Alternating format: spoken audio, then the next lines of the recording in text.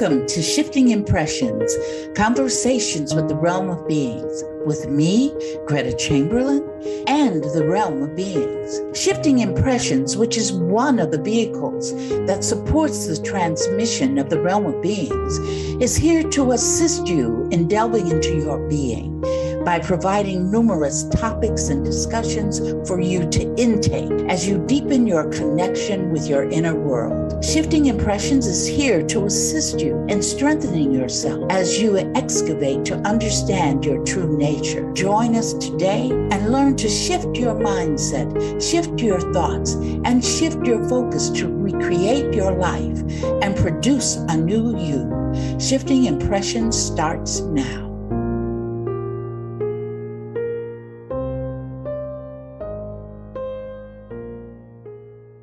Good morning and welcome to Shifting Impressions, Conversations with the Realm of Beings. I'm Carol and I'm here with my co-hosts, Gretta, Kathleen, and of course, the Realm of Beings. I'd like to plug in our next expo, which will be in California at the LAX Airport Hilton Hotel. It's on West Century Boulevard, Los Angeles, and it will go from February 7th to February 9th, 2025. Yes, I'm talking about next year already.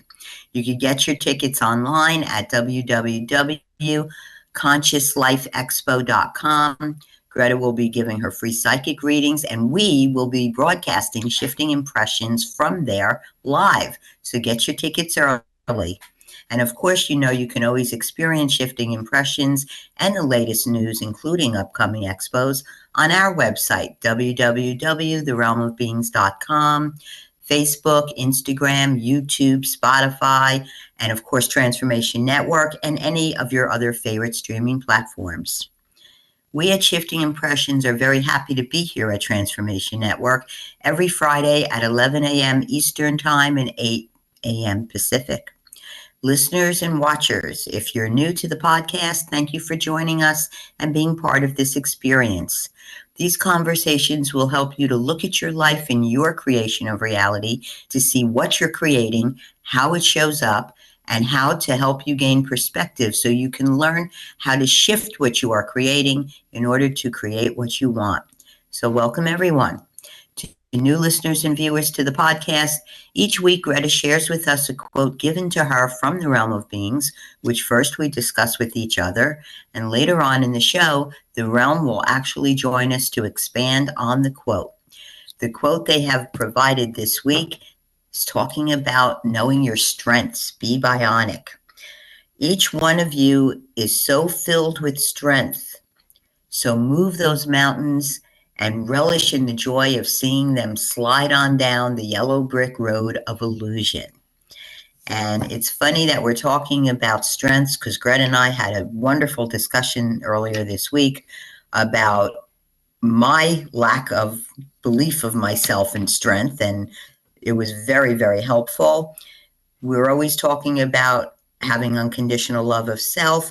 And one of the ways I've started to express that is I'm actually doing strength training. I was there earlier today, and I cannot believe the difference it's made for me as far as my strength goes. So yes, we should all be strong. We can try to be strong physically. We should try to be strong emotionally. And we can do that by loving ourselves and creating the reality we want. So ladies, who wants to go first? We always start with Kathy. Why? Why? I didn't create that. I did not create that. I want to see the thing. I want to see that little funny thing behind you. Oh, my little Halloween thing? Yeah, I want to see it, Kathy. I shall hold the dog for you. You want me to play it? Yeah, play. What does it say? I'll let you hear it.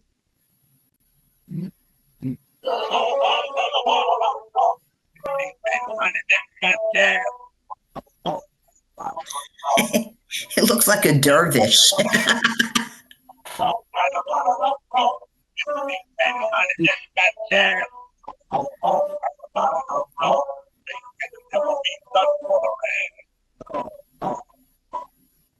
Talking about creation of reality. What does it say, Kathy? I can't really hear it. Lola says it's a trick or treat. My grandson gave it to me, and I thought it was so. It's a little dog. Yeah, I can see him. Yeah, it's a little cute little dog. And I thought since it was, the week of Halloween that we were gonna be dressing up, but we didn't connect. So I decided to put this little guy up here with his little trick or treat bag. And there was a dog bone in it, but Spark found it and ate it. Tell everybody that Spark is your dog. Spark is my that little thing, Yorkie food.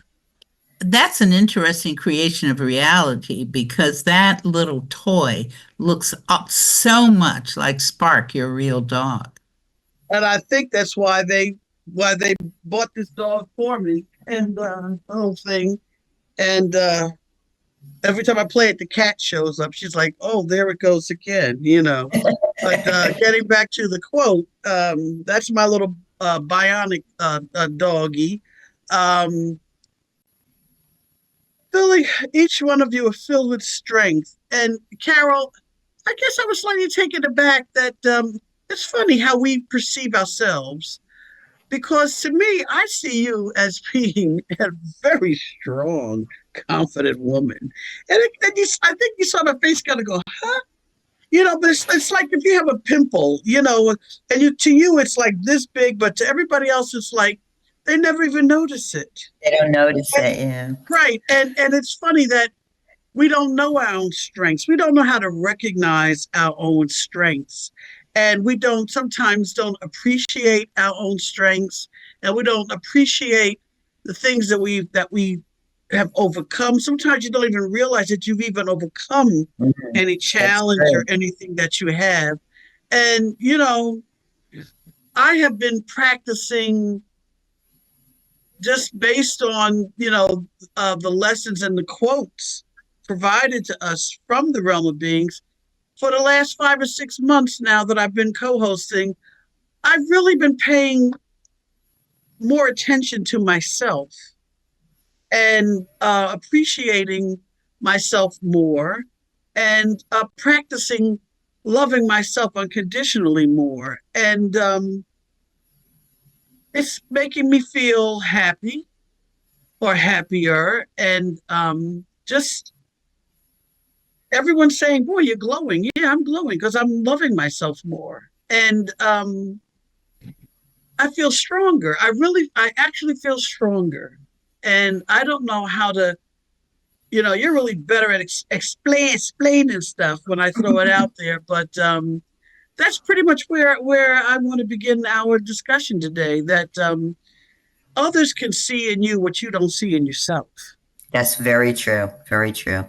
You're not the only person that told me that in my life, Kathy, but I met Greta, who has been helping me. That's one of my biggest lessons I'm still trying to learn. And I guess I'm a good actress because people tell me that they think I'm confident. And a lot of times I'm really not. So what's that expression? If you want to become something, like just practice it, like just do it, or dress for what you want to be. That's what I'm doing. I'm dressing up being confident so that's what I'm going to be. But how do you get there? Because I'm thinking about me too, along with that, where it says strength, so move those mountains. But how do you learn that you're strong? How do you really do that? How do you become that way? Well, I consult with you, Greta. That's how I do it. I think this is always the undercurrent of everything the realm tells us is about practicing unconditional love of self. I always, no matter what quote they give us, that's always the message that pops out to me. And I think that's where you learn the confidence, you learn the assurance that you can overcome any obstacle. To the point where you start to think, I don't really have any obstacles. I'm just creating what I want. And I think that's what this goal is telling, or this quote is telling us our goal can be. See, I'm trying to think that, and I'm sorry, Kathy, I'm trying to think of what it was like for me to come from a position of I was very shy, did not Really? want to, yes, you would never believe it now, but I I was a very don't. shy child. You know, my great grandfather always told me if we had, people to come over to the house or visitors, he would always tell me, sit down, be quiet, and Mhm. listen so you can learn. So I was taught to be quiet. I was never taught to speak my mind. You know, I couldn't tell my mother, I hate your guts when I did when she correct me, okay? So it's like how do you when because you feel, and I know we did this last week, we talked about who controls you, but I think that it's an excellent segue into this Mhm. because Absolutely. how do you work with yourself to know that you can be in charge? Because we even marry, at least for me, let me talk about Greta. I married men that were very controlling or wanted to be very controlling of me. I didn't feel necessarily free in those relationships. And I didn't feel, well, it was a little bit different with my daughter's father. But, the other men that I had in my life, it supported me in being not um, speaking out, not being speaking out. Because, see, that's fear too. Mhm. I mean, I was afraid to speak out. My mother, I guess she realized that, and she sent me when I was 10 to Jack and Jill Players. I don't even know there were a theater group here in Chicago, but it was a children's theater group because she was trying to get me out of there because I was very mousy, I was very quiet. And so she put me out there so I could be like in the, what is that, Peter Pan? We had a play with Peter Pan. I got to be one of the pirates, and maybe I had one line in the whole play, and I'd Was it say, yo ho ho and a bottle of rum? no, no. But I can't even remember what it was. But I remember it was one sentence. And she practiced with me like I don't know what, so that I could remember how And to feel uh, confident. how Yeah. yeah, yeah, yeah. And some of the things, that I remember I was in the play too. I think I was Cinderella. Now, Ooh. what makes it very interesting is that here's this little black girl playing Cinderella, okay? Everybody else in the play, everybody else is of a different ethnicity from me. Now, what is significant about this story that I'm saying is I had on a pink dress. That was part of the costume. So my mother put on my legs pink tights. So that when there was a part in the stage, I guess isn't Cinderella the one with the shoe? You got to put your shoe, you're trying to find the shoe. Okay, so there was a part in the play, and I raised my dress up so people could see my feet and my legs. Of course, they didn't match me because my mother had me put on pink ones. So I mean, pink, pink. And so when I raised up my dress with what I was saying about my legs and my shoes, the whole audience, everybody laughed. So I'm going into myself, okay, why is everybody laughing? Because I have pink legs. I had to process that. But after that, I had to go, I couldn't just say that it disturbed me. So I had to act like that's what was part of the play. So I started learning in those plays to be more talkative and to speak out. But other than that, More outside. Greta, that's a funny story because as a very young child, and my mother told me as a baby, when she was holding me, if someone tried to come over to look and say, "Oh, let me see your cute baby," I would grab her and bury my head in her neck. She said it would be like I was strangling her. And we waited in line for hours to see Santa Claus, and I wouldn't go near him. And there was a clown at a gas station wanted to give me a balloon, and I like dove in the front seat between my parents. I was afraid of my shadow. And then about 10 years old, which happens to also be the same age I started journeying into the metaphysical education that I pursued, something just clicked. And I became one of the most outgoing people. My mother said, "You used to talk to nobody. Now you talk to anybody and everybody." And I did. I just would strike up conversations with strangers, standing in line, whatever. But it happened to coincide with my recognition of a spiritual journey. So I sort of connected the two, that there were lessons I was learning. Wow. And maybe that's what happened with you also. Your grandfather, that was your mother's father that was telling you? In fact, he was my great-great-grandfather. Oh, okay. Yeah, he So lived to she be was 100 helping years to old. break that pattern of. Yeah. But still, at the same token, that whole verbiage that they give us, children should be seen Seen and and not not heard. heard. That Yeah, was Mhm. spoken in my house. yeah. Yep. Spoken in No, my okay. house. Go But ahead, Kathy. You were going to no, say no, I was something. going to say that I also was, believe it or not, very quiet and shy as a child. We all seem to have that in common, which is very interesting considering what we all do now. But my mother really tried to make me stick up and defend myself, but I would never do that. Even now, I can verbally, I can verbally take you out, but physically, I'm challenged. Kathy doesn't want that physical stuff, but it was like I would never defend myself, and I know I reached a point.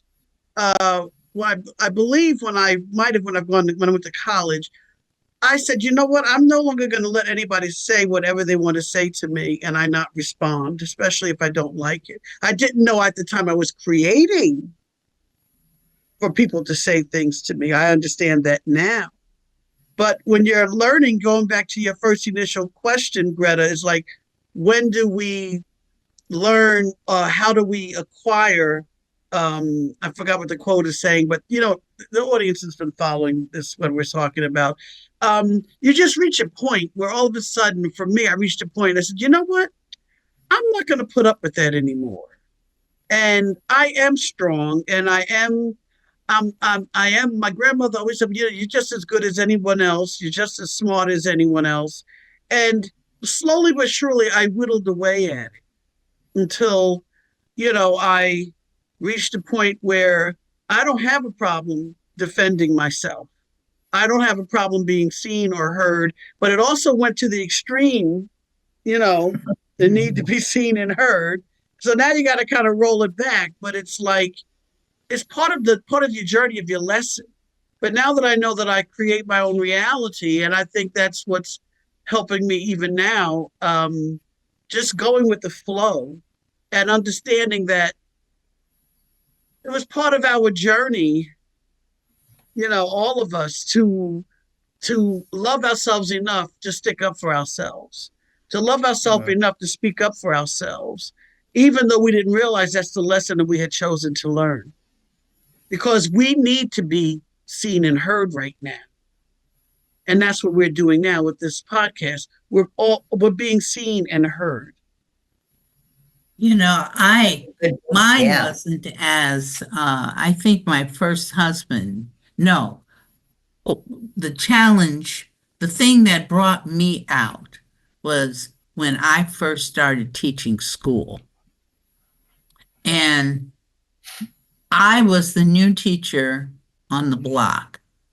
So they quote unquote gave me the children. Challenging. Yep, it was a fifth grade class, and I had bilingual class, and they put me there. They said, "This is your class."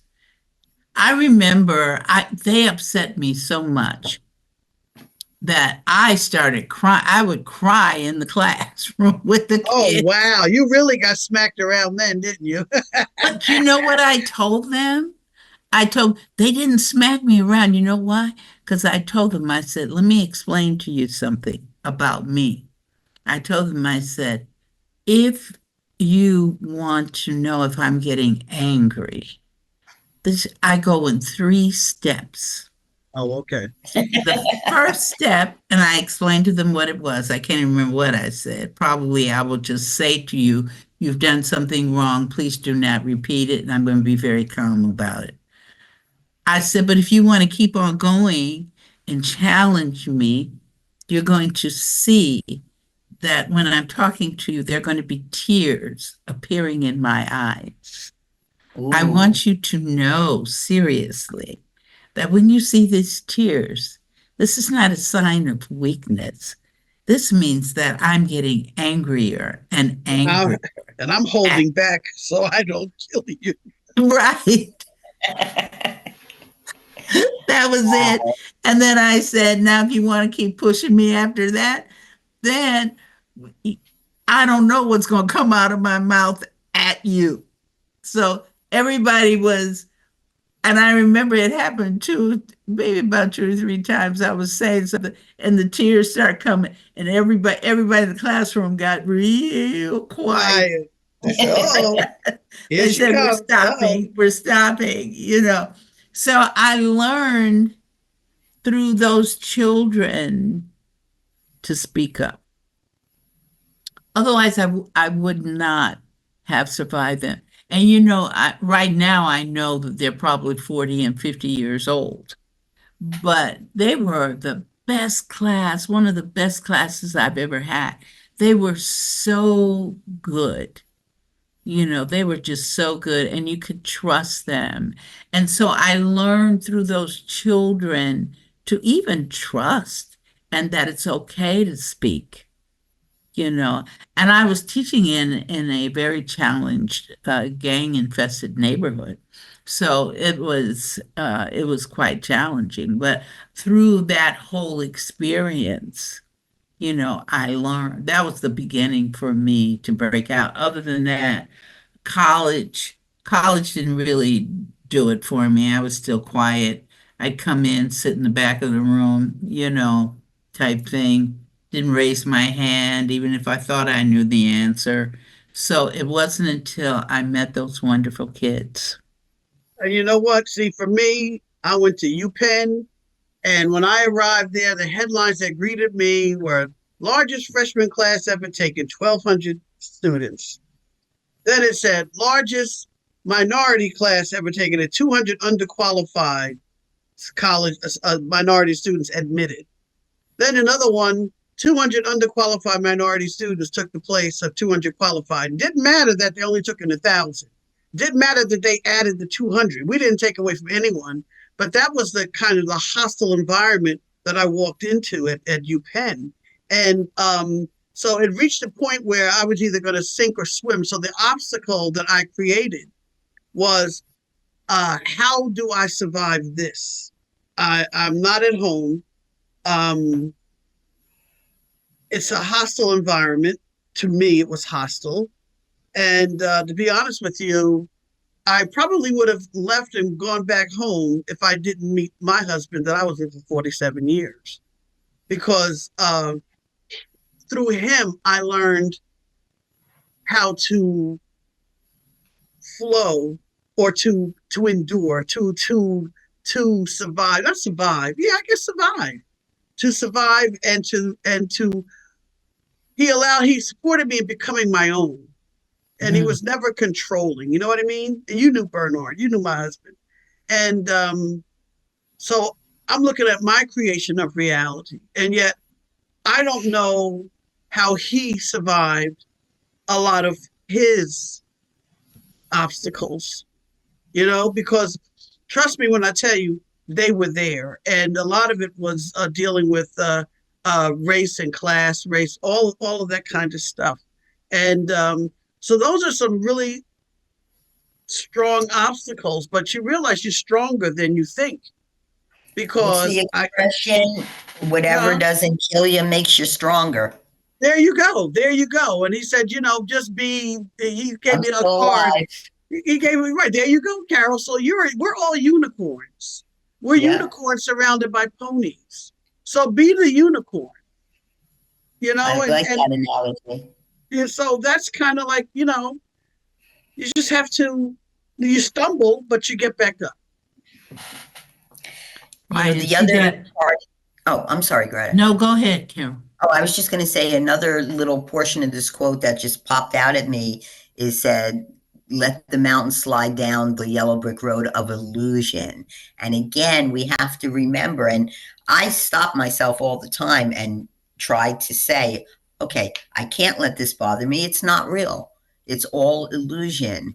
And that helps me a lot sometimes when I remember that if it's just an illusion, I can uncreate what I don't want. And that's what I try to do. Yeah, Not I saying, forget that. I but forget that, Carol. yeah, no, it's all an illusion. But even, what?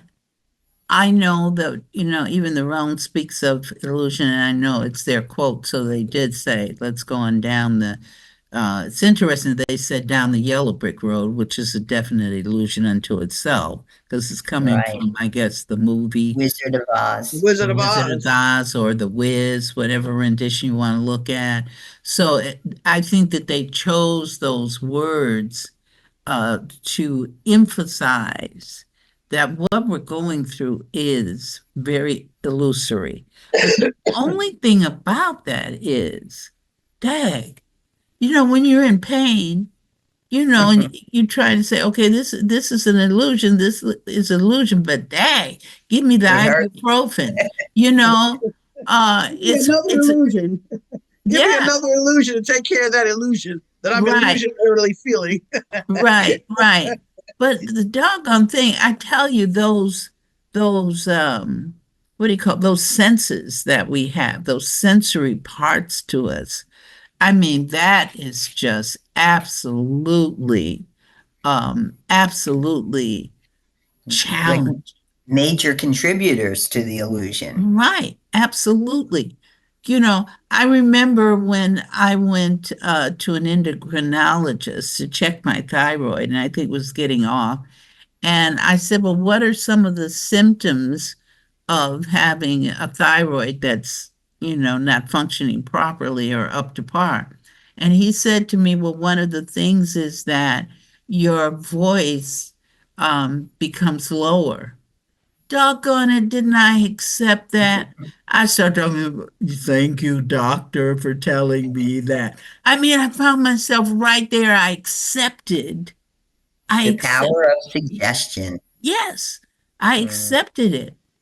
And that's what we do. We accept all of these things and we think that we're not strong enough to overcome them. And this is the thing. I mean, we don't realize that's why that term was in there, bionic. We really are bionic. Because go ahead. What were we going to say? Don't have to experience. Well, I was on the walker. Don't have to be on the walker. That was an illusion. And I realized I didn't know my own strength. I decided I wasn't going to be on that anymore. And just with looking at the mental equivalencies, doing the energy work and everything, I said bye-bye. And now, like Carol, you and I, we're back working on, our physical selves with our exercise thing, we are overcoming the obstacle of being physically weak. Yeah. Right. Because we have to be mentally strong to do that. Exactly. It all starts there. And I think the suggestion I just said power of suggestion. The realm, what do they always suggest? Love yourself unconditionally. And if we would just listen to that as much as we listen to other people telling us stuff we don't want to do or don't want to experience, I think we'd all be a lot better off. All right, we are at that part of the program where we're going to take a quick break. And when we return, the realm will then speak through Greta and share with us their deeper insights to the quote that they've given us. So I ask listeners and viewers, please stick with us. We will be right back.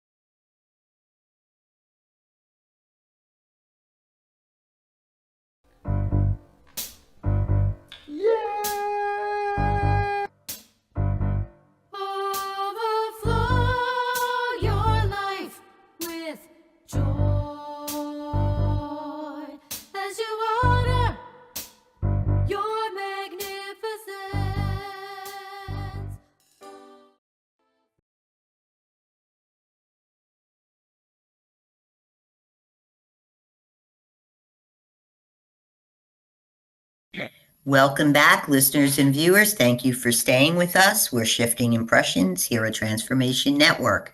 We're at that point of the podcast where the realm will come in and weigh in on the quote that they provided us with this week. Realm, are you with us? Absolutely, positively, we are here. And we are happy to have you. All right, Thank Realm, you. we're talking about knowing our strength and being bionic. And the quote that you gave is, each one of you is so filled with strength. So move those mountains and relish in the joy of seeing them slide on down the yellow brick road of illusion. So go ahead and give us your wisdom. Please share your wisdom with us, Realm. Many of us, because we consider ourselves one with you, many of us decide before we are conceived that we want to deal with challenges. Now, there's some that say that they didn't want to come in the first place. But there are many, but they still come because they've already committed. The incarnate, their bodies have been formed. They've chosen the parents. So what are you going to do? You're just moving forward with it. So they come here already with the idea that they don't want to be here. Already with the idea that maybe this place will be too difficult. So why am I here? See, that's where the strength. See, the strength, you're strong. You're always strong. The strength is never taken away from you. It just appears that it's been taken away from you, but it's never been taken away.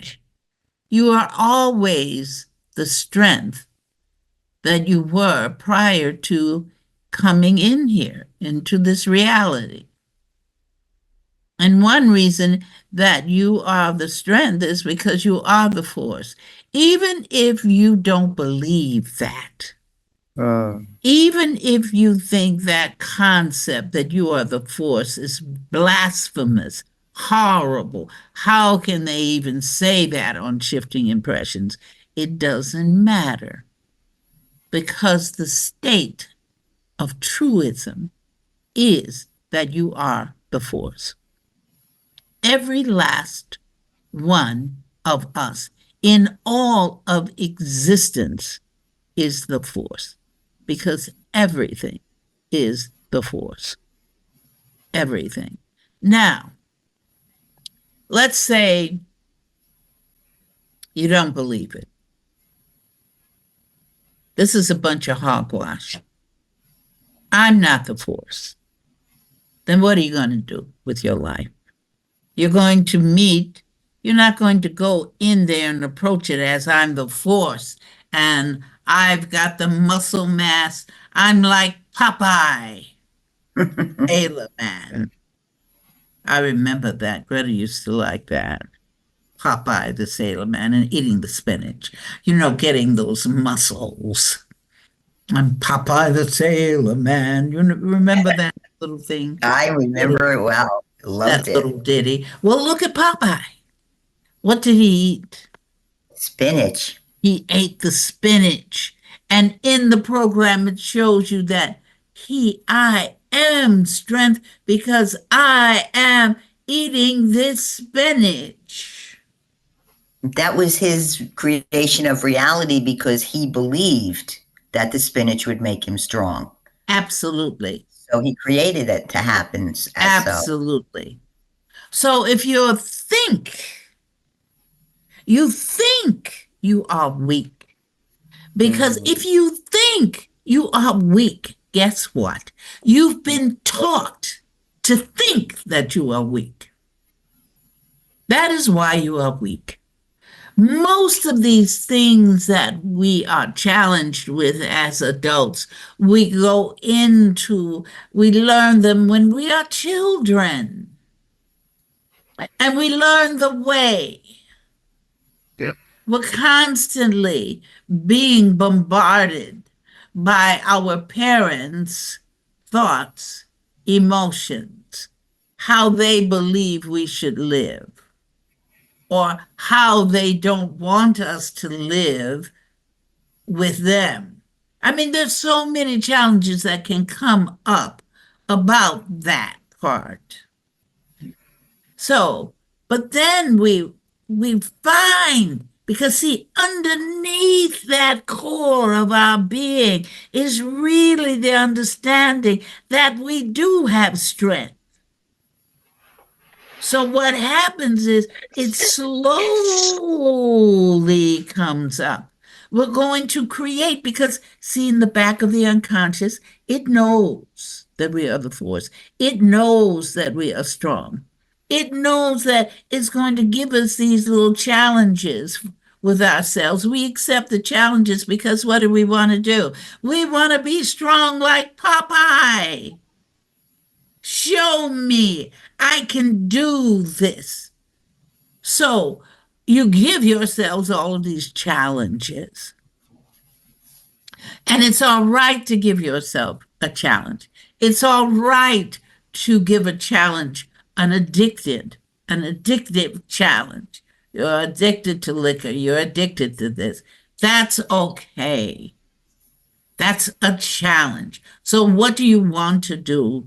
You want to work it so that the challenge doesn't consume you, but you consume the challenge.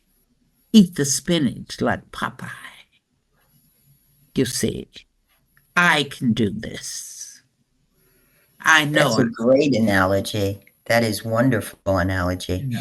And Realm, I actually do watch shows. I mean, I haven't watched Popeye for many years, but I actually do watch shows. And whereas before I used to get involved emotionally with things that might be considered sad or, challenging. Now I take that step back and I view even programs about creation of reality. These people are creating this reality so they can learn their lessons. And it's helped me become a little more stable with myself, if that's the correct terminology to use. If that's how you feel about yourself. Yeah, I feel I'm more accepting of others. I'm more accepting of myself sometimes. Absolutely. Because that means you're about loving yourself. See, that's another point that people don't want to accept because they've been taught not to love themselves. So when you practice for 13 years of your life, 12 years of your life, being told or shown that you are not strong, you are weak, be quiet, sit in the corner and listen. Don't say anything to anybody. Just sit there, you see. Be quiet. We don't want to hear from you. So when we don't want to hear from you, how do you think you're going to feel?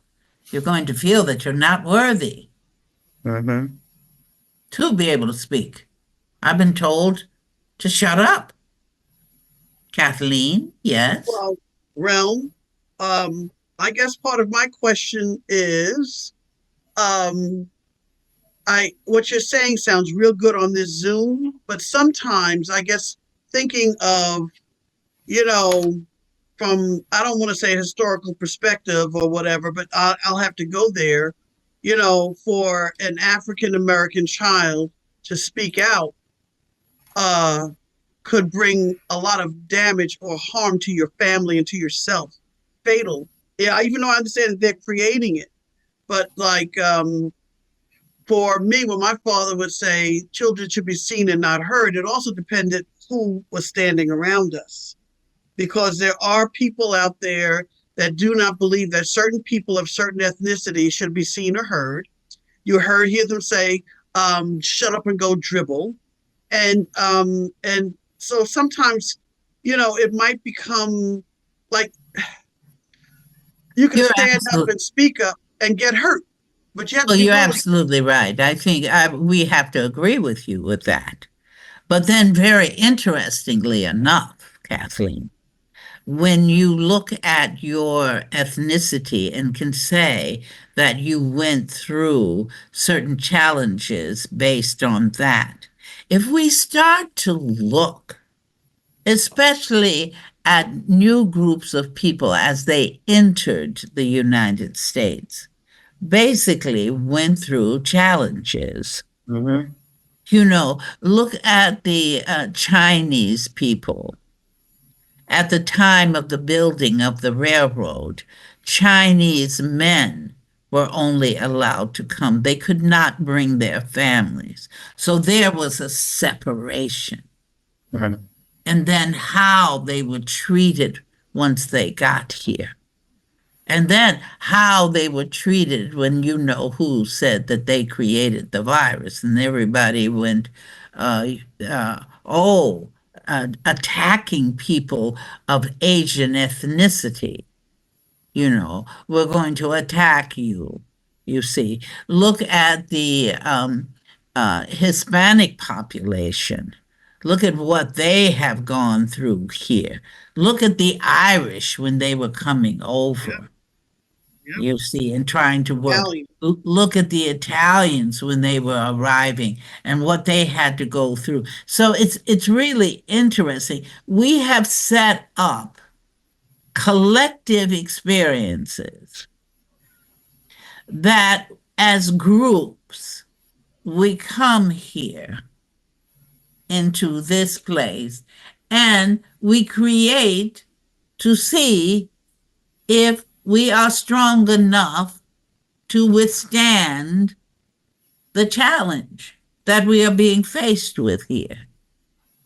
And then we forget that we went through all of this to be able to survive and come here and then turn around and do the same thing to another group of people that's coming. Sure do. That's right.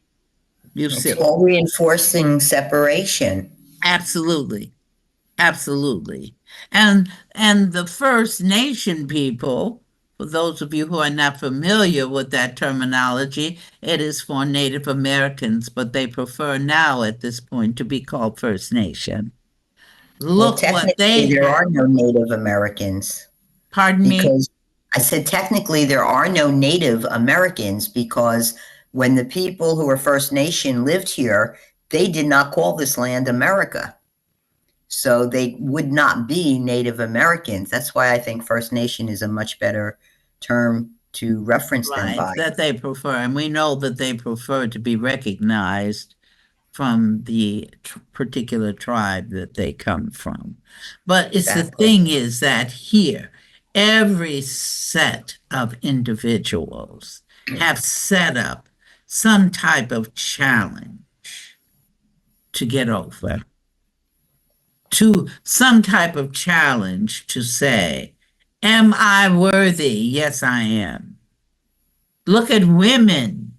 Look at the history of women who could not vote but now can vote. Am I worthy? Do I have enough strength to be able to say yes? Can I stand and say, yes, I'm going to vote? Yes, I have the right. You see, in this space, in this reality, we're constantly in a spin of challenge. Why? That is why it's important to learn, because the lesson of all of us, regardless of what ethnicity we are, regardless of what, we haven't even discussed the religious challenges, depending on what religion you belong to. We haven't discussed that. But the point is, this place in this reality is a melting pot of people. And each group is manifesting similar challenges. Talking about epigenetics, look at it as a group.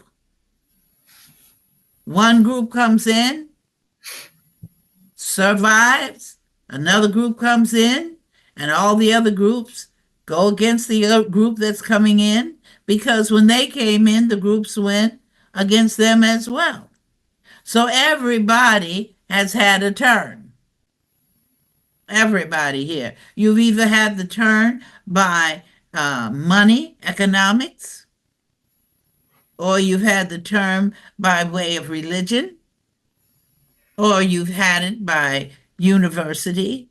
Look at how some people were denied the opportunity to even learn to read. Mm-hmm. You see, all of that, it's challenge upon challenge upon challenge. But even with all these challenges, what do we need to remember? They're all illusions. Well, yes, they're all illusions. That's true. They all overcame them. Well, the chains have been broken. You can't stop. You cannot stop the force. You cannot stop the force from experiencing itself. And as the force, you cannot stop a people that are, even whether they recognize it or not, they're moving those mountains, like you said in the quote, down that yellow brick road of illusion. You're getting rid of them. We're stronger than we're showing our strength. Absolutely. Every last person here. Every last person. Listen, think about the child who goes to school and meets a bully. Because what does that mean? I have to overcome that bully that takes my nickel every day. That's an opportunity for growth. See, all of these things that we've gone through as a collective or as individuals, it does not matter. They're all here to make us stronger, for us to test. We are testing that we are strong. You see. Why do we need to be strong? Why do we need to have that strength around? I mean, what is the purpose of the strength? Have you ever played checkers? I lose all the time. But have you played them? Yes, I have. Okay, there you go. Why did you choose to play checkers? I was bullied into playing by my brother. He made you do it. Okay, but you created for him to make you do it. That is absolutely So my correct. question is again, why did you want to play checkers? I guess I wanted to win or try to win. Ah, wonderful, wonderful, wonderful. Wonderful, wonderful, wonderful. You wanted to win. What are we winning? We're winning to know, and we're proving to ourselves that we are strong. We're not weak. Don't think you're ever weak. We don't care what you're going through. You're never weak. It's impossible to be weak unless you decide. Notice what I'm saying, unless you decide I want to be weak. You see, that's a decision. That's a choice. What do we need the strength for? What do we need the strength for? This is what I'm trying to. The strength for is, it's an experiential evolution of the force. It wants to explore itself, and it explores itself through each and every one of us. And it explores itself through all of its creation, regardless of what universe it's in, regardless of what species it is. But it wants to explore itself. It experience. Why do you explore? You explore because you're curious. I want to see what's going to happen. Yeah, that's true. But then when we talk about separation, why do we think, well, that person's stronger than me? And what happens if everybody's talking about making contact when we already went through all of that? If we perceive someone, here's I think will just hit me in the head is that that's my humanoid concept of what strength is, because I'm just as strong as any other species out there. If you believe it, right? No one's stronger than me or stronger than us. Actually, everybody out there, as far as sentient beings, you're all equal. You're all strong because Yeah. the strength comes from the mind and Aha. then comes to the body. It must be in the mind first, you see. You hear that, Carol? Yeah, it always originates with thoughts. It's in the mind. What you Yeah. think and what you fear is what you will draw to yourself and manifest. Or as the other guy said, as you think, so you are. Yeah, exactly. Has a Exactly. different Absolutely. meaning. Has a So different this is meaning. just a beautiful, beautiful drama. And we're all the actors, but each one of us is an actor, and each one of us is a director, and each one of us is the producer. And what is the play called? Life. Life. That is the name of the play. The play is, as both of you were saying, life. Yes. That's a good way to look at things for sure. Well, some people would not think it's good because if Yeah. they're laying in a bed and they cannot move, and they cannot move their legs, and the only place that they can ever live is in a bed, how can they think that they are strong? But see, Yeah. even in laying in the bed, it takes strength to be able to lay in that bed. You Well, see, you have to create it anyway. You're creating everything around you. absolutely. But think of being in a bed and you'll never move. You're there for the rest of your life until you decide that you want to transition. So you would look at that, and the person laying in that bed might say, I'm weak. I can't move. They're missing the other part of that. The other part of that is that it takes strength to lay in that bed every day, every minute. See, we would look at those people as being weak or sick, disabled. It takes strength to be able to do those things.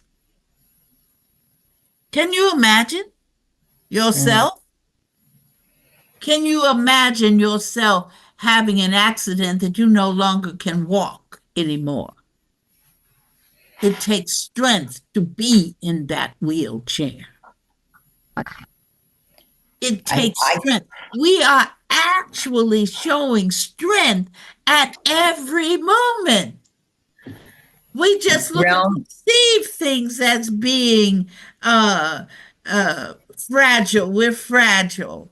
We think that, oh, I can't do this. No, whatever you're doing, you're showing your strength Well, because it takes strength for everything that you are doing. Realm, would it be a fair statement to say that it takes strength just to create reality? Absolutely. That's what we're saying. It does not matter what reality you have created. You are strong in that reality. And that's why I want to say, oh no, not me, for next week. When individuals attempt to defame you or try to make you feel unworthy, remember that you are showing they're showing you who they are, not who you are, because we know our strength. We are the bionic people. And that will be the topic for this whole month. All right, Realm, would you kindly bring Gretta back, and thank you for sharing this episode with us? You are welcome. Okay, everyone, I'd like to thank Gretta, the Realm, Kathleen, and of course, Transformation Network. But most importantly, I'd like to thank the listeners and viewers to Shifting Impressions. So everyone, enjoy your weekend until we create each other again.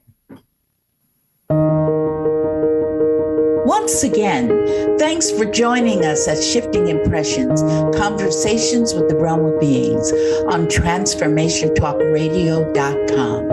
As As you have explored today's creation of reality experience with the realm and me, Greta, each of you is being supported by us in further developing the understanding that you are not just an individual existing in linear time and space, but a multi-dimensional force of infinite possibilities who is connected to all. So begin to create the realities you want.